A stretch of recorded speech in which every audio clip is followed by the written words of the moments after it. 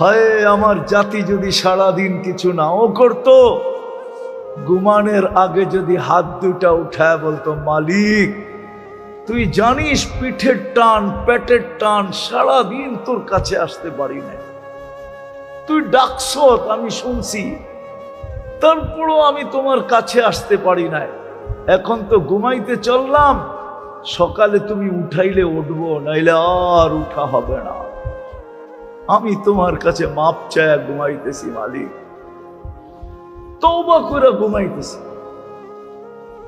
কসম, মুসলমান যদি এতটুক করত, নারী যদি করত, পুরুষ যদি করত, যুবক যদি করত, বৃদ্ধ যদি করত, ইস্তেগফারের বরকত আপনারা জানেন না যে ইস্তেগফার কত বরকত নিয়ে আসে।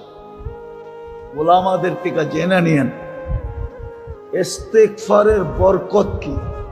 ইস্তেগফারের ভিতরে বরকত আছে, বরকত।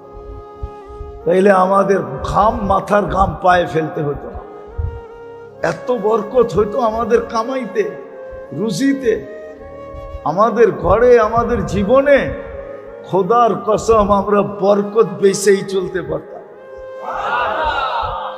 দুনিয়া আমাদের কাছ থেকে যেরকম কাপড় নিতে আসে, সারা দুনিয়া আমাদের কাছ থেকে বরকত নিতে আসতো, বরকত।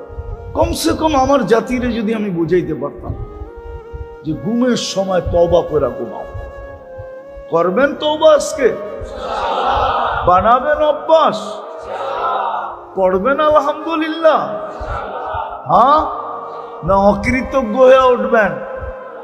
অকৃতজ্ঞের জায়গা আল্লাহর কাছে নাই, আল্লাহ অকৃতজ্ঞকে পছন্দ করে না।